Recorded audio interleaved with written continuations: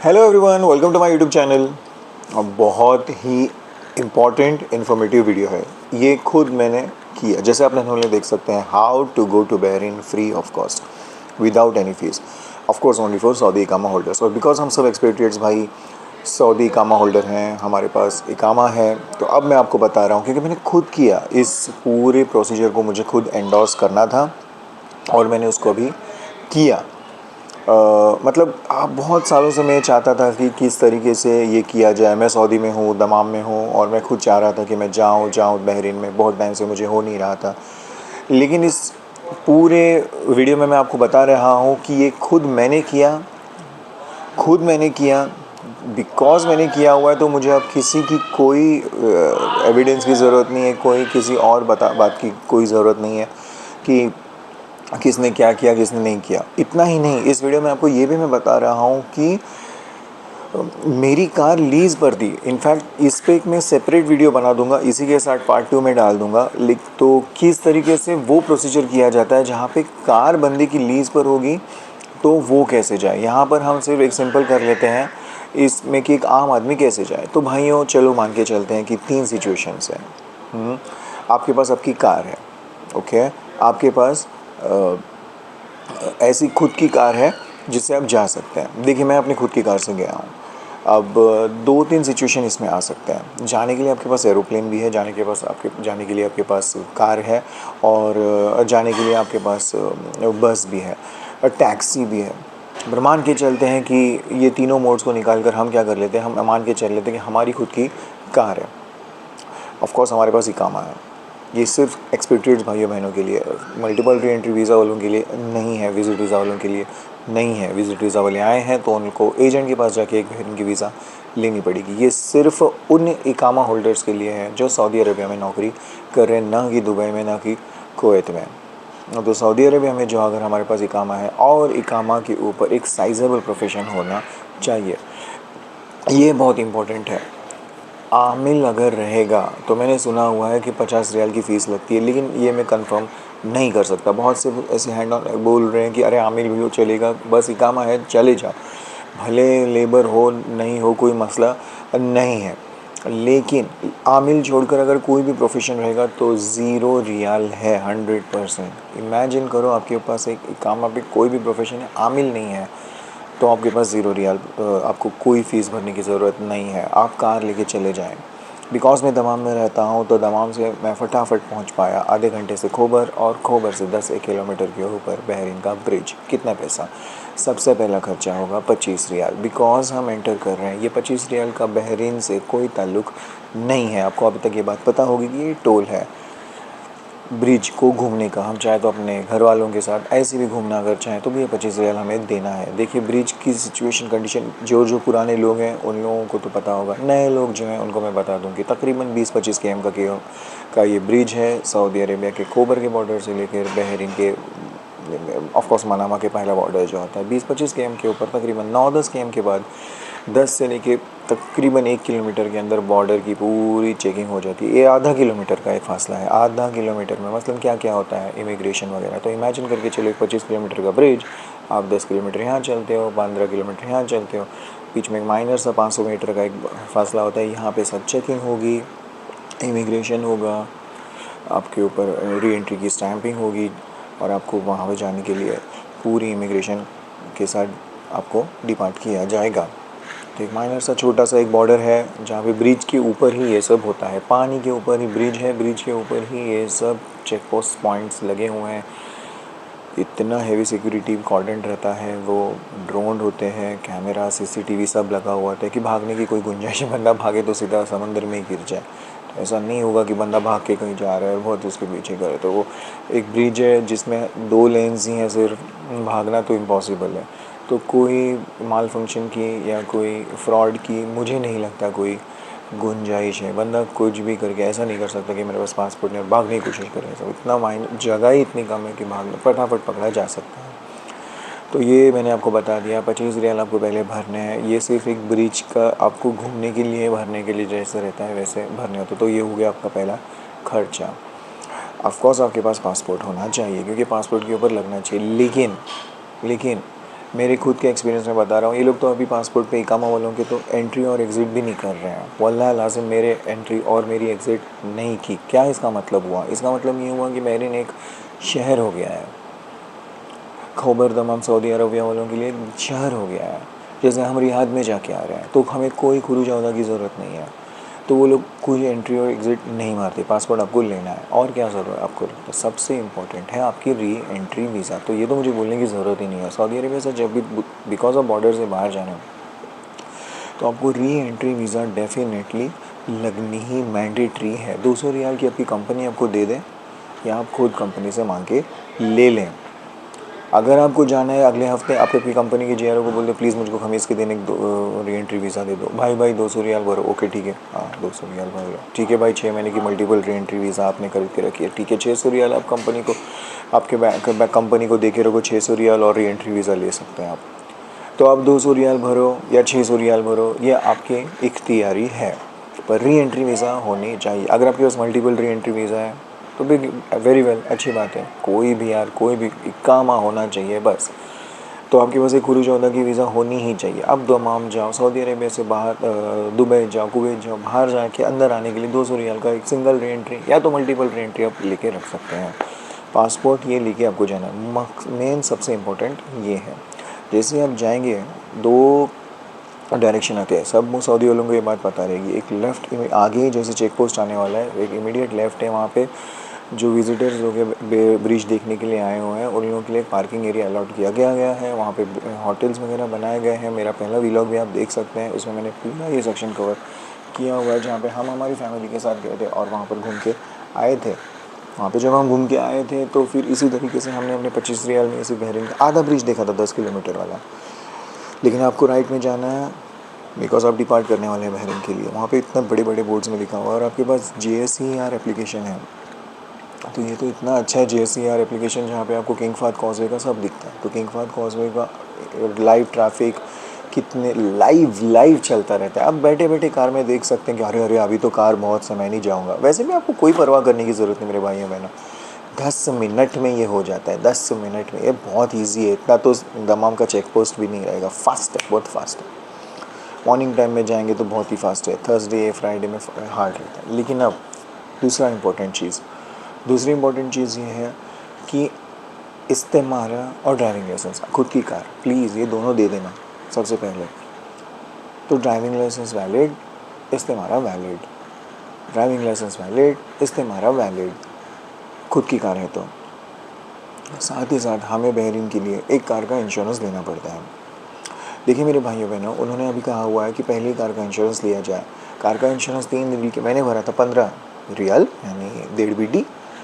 तो आपके ऊपर डिपेंड करता है 10 दिन 15 दिन, क्योंकि बहरीन में आपकी गाड़ी घूमने वाली है तो वहाँ पे तो इंश्योरेंस रहना चाहिए। बहरीन में अगर गाड़ी रहेगी तो गाड़ी का तो इंश्योर होना चाहिए, कहीं कुछ हो जाए तो इंश्योरेंस प्रोवाइडर कहाँ का होगा, वहाँ का होना चाहिए ना। सऊदी अरब का करेगा तो सऊदी रीजन में ही आपको कवर कर सकता है। तो वहाँ के बहरीन के लिए आपको एक विज़िट इंश्योरेंस कार का लेना पड़ता है। 1.5 BD, 2 BD, 3 BD, डिपेंड करता है ड्यूरेशन। कब लें आप, जाने के पहले ही ले लें, सफ़र शुरू होने के पहले। एप्लीकेशन से किया जाता है, JSER एप्लीकेशन होता है, वहाँ से वो ईज़िली हो सकता है और आप आपकी इसमें से भी कर सकते हैं। Just a moment guys. Okay, तो आप ये आपके एप्लीकेशन से भी इंश्योरेंस कर सकते हैं। बहुत सिंपल है इंश्योरेंस करना। एकदम जो आपके अलराजी का है, मतलब आपका जो भी बैंक है, मेरा राजी था, राजी सब अलिनमा फलाना जो भी है, इमीडिएटली आपकी रियाल बेडी एकदम इजी है। रियाल चले जाते हैं, बेडी के कन्वर्ट करके वो ले लेते हैं, अपने अकाउंट में से डिडक्ट कर लेता है। बिकॉज फॉरेन करेंसी डिफरेंट होने की वजह से बैंक का मैसेज आता है कि आपकी डिनोमिनेशन तभी डिडक्ट होगी, थोड़े 2-3 दिन के बाद डिडक्ट हो जाएगी, क्योंकि वो उनका कन्वर्जन फैक्टर वगैरह का सीन रहता है। इससे कोई परवाह करने की ज़रूरत नहीं है। रियल बहरीन BD एकदम ईजी है, इमीडिएटली आपका वो हो जाता है, आपको इंश्योरेंस मिल जाता है। इमेजिन करो आप इंश्योरेंस देना भूल गए। अगर आप इंश्योरेंस देना भूल गए तो वहाँ से दूसरा एक गेट आता है, वो बिना इंश्योरेंस वालों के लिए। वहाँ पे वो इमीडिएटली आपका ये करवा देते हैं। मैनुअल काम होता है, डिले हो जाएगा आपको। अभी तो ये भी न्यूज़ आई हुई है कि उन्होंने मैंडेटरी किया हुआ है कि जो भी खुद कार के ओनर्स हैं उन लोगों को पहले ही करके तो आप प्लीज़ आपका पहले ही इंश्योरेंस करके लेके जाएं। हो सकता है आपको जाने ना हो जाए वहाँ पे, तो ऐसी सिचुएशन में कि 15-20 रियाल ज़ाया चले जाएंगे, बट प्लीज़ आप पहले किया करें। वहाँ पे अगर जाएंगे तो बहुत डिले हो जाता है। ओके, फिर भी अभी मैंने देखा कि मैनुअली भी जिनके इंश्योर्ड नहीं थे वो वहाँ जाएँ, 20-30 रियाल जो भी है वो भर दें, ताकि 2-3 दिन का इंश्योरेंस पीरियड आप ले सकते हैं। आपका पासपोर्ट, आपका इकामा, और आपका इकामा की ज़रूरत नहीं, आपकी पासपोर्ट, आपके ड्राइविंग लाइसेंस और इस्तेमारा उसको दे दें, पहले वाले को। तो ये आपको एक पास देता है, ये बता देता है कि ये बंदा एलिजिबल है आगे बढ़ने के लिए, नॉट वीज़ा लेने के लिए। हाँ, इसका कार का प्रॉपर है ये बता देता, मतलब इसको एक पास मिल गई है कि अब ये रिवर्स नहीं आ सकता। इसका हमने चेक किया है, इसका पासपोर्ट वैलिड। देखिए मैं वापस कह रहा हूँ, पहला चेक पॉइंट जो है फटाफट आता है, उस पर सिर्फ आपको एक तरीके का गेट पास मिल रहा है, ना कि बहरीन की एंट्री, सिर्फ गेट पास मिल रहा है। तो वहाँ पे आपको ये बताया जा रहा है कि इसकी कार सही है, सब वैलिड है, इसके डॉक्यूमेंटेशन का कोई इशू नहीं है। जब हम आगे जाते हैं तो वहाँ पे इमीडिएटली आपको आपकी पासपोर्ट देनी है।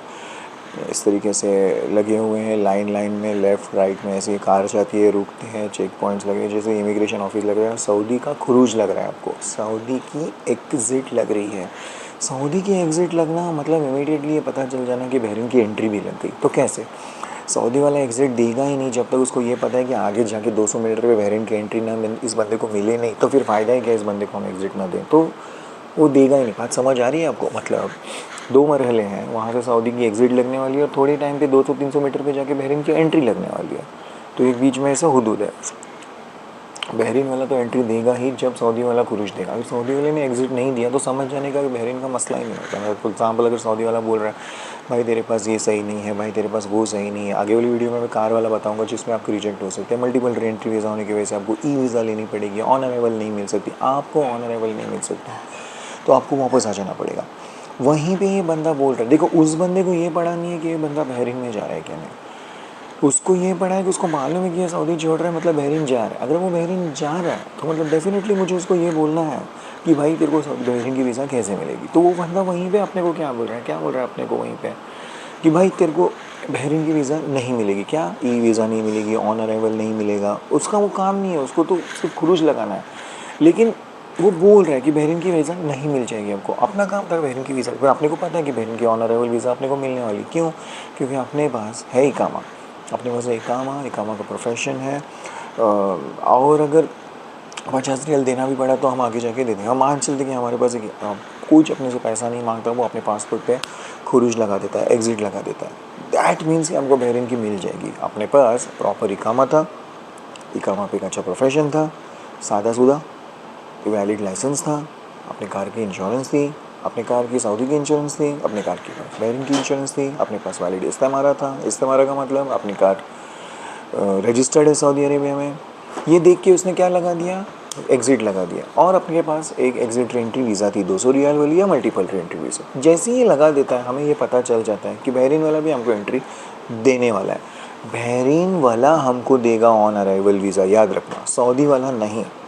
सऊदी वाला हमको सिर्फ जाने दे रहा है, पर उसने जाने दे दिया मतलब ये समझ जाने का कि बहरीन ने आने दे दिया, क्योंकि दोनों का म्यूचुअल रहता है। उनको पता रहता है कि ये बंदा को हम छोड़ेंगे नहीं, वो लेगा नहीं, इसने छोड़ा उसको लेना है। द मोमेंट वहाँ पे गए, आपका इकामा देख के उसको पता है कि इसकी एग्ज़िट लगी हुई है, तो स्टैम्प भी बैठता नहीं है, अबशर में आ जाता है, सिर्फ अबशर में ऑनलाइन इलेक्ट्रॉनिक आ जाता है। वो आपका पासपोर्ट लेगा, आपका इकामा चेक करेगा, आपको एक पेपर दे देगा और वो बोल देगा कि पेपर पे टिक कर देगा। वही पेपर जो गेट पास पहला हुआ था वो कैंसिल कर देगा, मतलब ये बता देगा कि इसका सब प्रोसीजर ख़त्म हो गया, अब ये बंदा आगे जा सकता है। 2 लाइनें होंगी इंश्योरेंस की कार वाली, जैसे मैंने आपको पहले बताया, और बिना इंश्योरेंस की कार, क्योंकि बहरीन वाला तभी अंदर लेगा जब कार की इंश्योरेंस हो। मैंने आपको पहले ही कहा है कि कार का इंश्योरेंस होना चाहिए। अदरवाइज़ एक साइड में गेट पे वहाँ पे टाइम पास लगता रहता है, लोग बस बोल रहे हैं मेरी कार का जो 15-20 रियाल लेके फटाफट करते, लेकिन टाइम लगता है। बहरीन वाला आपको दे देता है, कोई पैसा लेता नहीं है। अब ध्यान से देखिए, अब तक अपने कितने गए हैं, 25 रियाल वहाँ पे ब्रिज पे गए थे, 15-20 रियाल की जो हमने इंश्योरेंस ली थी, 20-30 जो भी हम पर डिपेंड करता है कितने दिन हम रहने वाले हैं बहरीन पे, मिनिमम 15 रियाल। कुछ नहीं पैसे जा रहे हैं, सिर्फ इकामा देखा है बंदे ने, पासपोर्ट देखा है, उसका खुरूज लगा है और इलेक्ट्रॉनिकली बहरीन में एंट्री मिल गई, हो गया। 200 मीटर पे हम आए, बहरीन वाले ने हमको एंट्री दे दी। अब आमतौर पे एयरपोर्ट्स पे क्या होता है, मुंबई से निकलते हैं, मुंबई वाला लगाता है एग्ज़िट का स्टैम्प, सऊदी वाला लगाता है एंट्री का स्टैम्प। इन दोनों सिचुएशन में सऊदी वाले ने नहीं मेरे पे लगाया या नहीं, ना बहरीन वाले पे लगाया इसने, हो सकता है ई वीज़ा वाले पे लगाया, बट इकामा वाले पे ये लोग नहीं लगा रहे। ना सऊदी वाले ने मेरा खुरूज लगाया, ना बहरीन वाले ने मेरा दुखुल लगाया, और मैं एंटर कर गया। जैसे मैं आगे चले जाता हूँ, माइनर सा बहरीन वाला एक चेकिंग कर लेता है, क्योंकि बहरीन वाले के अंदर आ रहा हूँ तो वो अपनी मेरी गाड़ी रोकता है थोड़ी देर के लिए, और वो देखता है कि मेरी गाड़ी में कस्टम्स में कुछ है क्या नहीं। बहरीन वाले का कस्टम्स सिंपल है, क्योंकि हम बहरीन में एंटर किया। वहीं पे सऊदी वाले का भी कस्टम्स था, लेकिन सऊदी वाला वहाँ पे बस देख लेता है बंदा, मतलब उस मेरे टाइम पे सऊदी वाले ने जाते टाइम कुछ नहीं देखा, क्योंकि उसको पता है ये बंदा जब रिवर्स आएगा रिटर्न आएगा तब देखेंगे, जाते टाइम वो नहीं देखे। देखिए आप समझ रहे हैं, बिकॉज वो सऊदी से निकल के बहरीन नहीं जा रहा है, उसको पता है इतना करीब है कि मैं उसको कैसे भी पकड़ ही लूँगा, तो सऊदी वाला वहाँ टाइम वेस्ट नहीं कर रहा है, जाते टाइम चेक नहीं करता कि वहाँ पे जाके बहरीन में जाके ड्रग्स लेके जा रहे हैं क्या, बहरीन में कोई सोना स्मगल लेके जा रहे हैं क्या, वो नहीं देखता, वो लौटते टाइम करता है। और उन लोगों का इतना म्यूचुअल रहता है कि उनको पता है कि मेरे सऊदी से बहरीन में लेकर गए, हम दोनों इमीडिएटली इसको कैच कर लेंगे, इसी 50-60 किलोमीटर का है उन लोगों का, तो सऊदी वाला टाइम वेस्ट नहीं करता। बहरीन वाला इमीडिएटली थोड़ा सा देख लेता है आगे जाके गाड़ी में कुछ है क्या नहीं, थोड़ा सा ही माइल्ड सा चेकिंग और आपकी एंट्री मिल जाती है, फिर आप मानामा बहरीन चल जाते हैं। ये था प्रोसीजर। पूरा दिन ख़त्म हो गया, बहरीन घूम लो, आपकी कार का इंश्योरेंस है, डोंट वरी, आपके पास आपको टोइंग वगैरह चाहिए वो सब ले सकते हैं। रिटर्न आओ, रात हो गई, रिटर्न एट टाइम, सिंपल वही है। अब आपको कोई मसला नहीं है, वही जो 25 रियाल आपने वहाँ पे भरे थे सऊदी वाले को, अब आपको बहरीन वाले को भरने, क्योंकि अब बहरीन वाला टोल ले लेगा हमारे यहाँ से वहाँ जाए, वो 25 रियाल और हो गए। अब आप आ रहे, फिर बहरीन पे रुकेगा, अब बहरीन वाला आपको एग्ज़िट बता देगा कि हमारे यहाँ से तो एग्ज़िट निकल गया है, करेक्ट है ना, क्योंकि बहरीन की एग्ज़िट लग गई। अब आगे जाएंगे, अब सऊदी वाला कुछ एंट्री करने का नहीं है।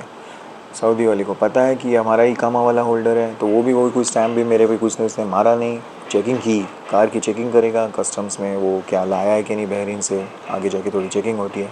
इलेक्ट्रॉनिक आ जाता है, खुरूज आता थी हमारी, सऊदी वाले को पता है कि इसमें एंटर करना है, वो देख लेता है एग्ज़िट एंट्री पे है, इसकी वजह से एंटर करवा देता है। हमारे पासपोर्ट पे कोई स्टैम्प था, वही प्रोसीजर हुआ, बहरीन वाले ने एग्ज़िट लगाया, सऊदी वाले ने एंट्री कर दी कि मैं अब सऊदी में आ गया। मैंने फटाफट अपना अक्षर देखा, मेरे अक्षर में वो आ चुका था। बस कितना हुआ खर्चा, वो 25, ये 25 और इंश्योरेंस का 15, फ्री ऑफ कॉस्ट।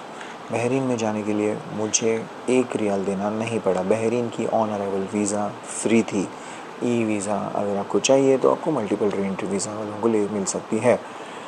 ये था प्रोसीजर। तो जैसे मैंने आपको क्लियरली इसमें बता दिया है, आप कमेंट सेक्शन में मुझे पूछ सकते हैं और कोई क्वेश्चंस रखें। देखिए मैंने पूरा वीडियो कितना बड़ा करके आपको पूरा बताने की कोशिश की हुई है, पूरा मतलब आप पूरा देखें तो इसमें कुछ है ही नहीं जो मैं मिस कर रहा हूँ, स्किप कर रहा हूँ। हर बात बता दी है मैंने, हर बात।